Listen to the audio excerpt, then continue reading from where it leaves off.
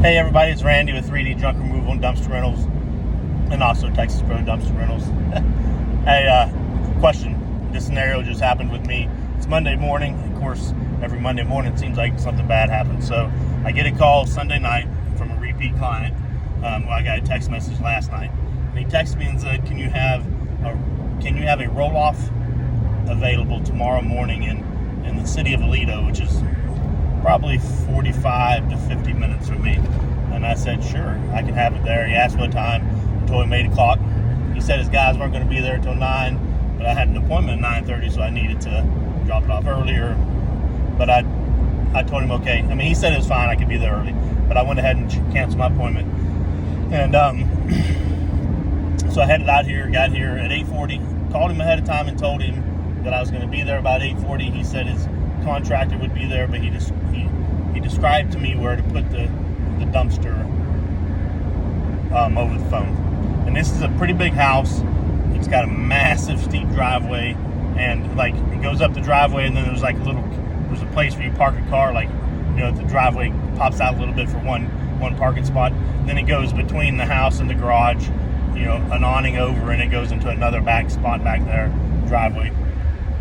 And so he told me, like, put it where the car spot is, basically. And so, and he said his contractor was going to be there at 8:40. So I arrive at 8:40, and the driveway's curvy. There's flowers lined up on each side of it, and it's steep.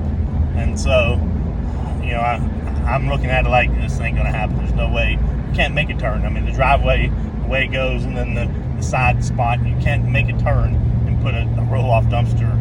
Pretty much can't put a trailer there unless you're going to run over the flowers. And so I got there at 8:40.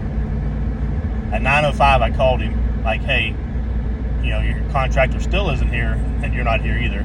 And I'm halfway in the driveway, but there's just no possible way that we're going to put this trailer where you want it, or this roll off where you want it. So then his contractor shows up, and about 9:10. So I've been there 30 minutes, and he's like, no, we're going under the awning into the back parking lot, which is fine. I was like, yeah, that makes sense. That's where I wanted to put it anyways. That's why I was calling him, the main guy, at 9:05 to tell him there's no way we could put it here. We need to go in the back.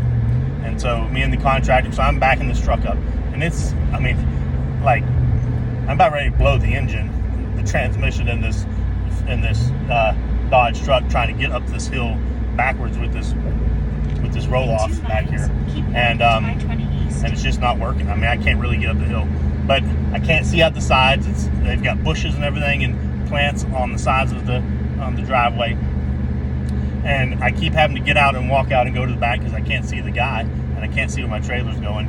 And now we're dealing with the brick, like, roof, whatever, that we're going under to get to the back side, and we're a few feet from it, and I've stopped.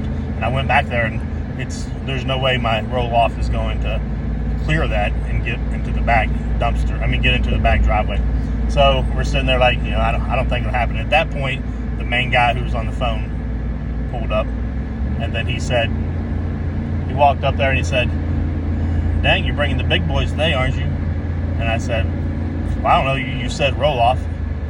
You texted me and said, can I bring a roll-off? And I told him, I thought that was kind of weird too, because last time you just used a dump trailer, but you asked me for a roll-off. So this is a roll-off dumpster. I mean, clearly you can see in my business what I use. And he's like, yeah, man, we don't even need that. We're using like we're doing a bathroom remodel, and we don't need nothing like that.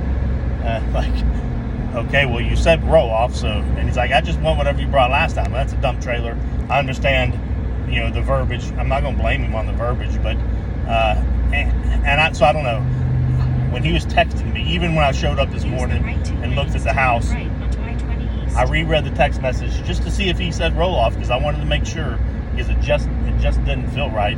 I just didn't, because he did use my dump trailer before, not a roll off, but using the verbiage makes me think that that's what you want.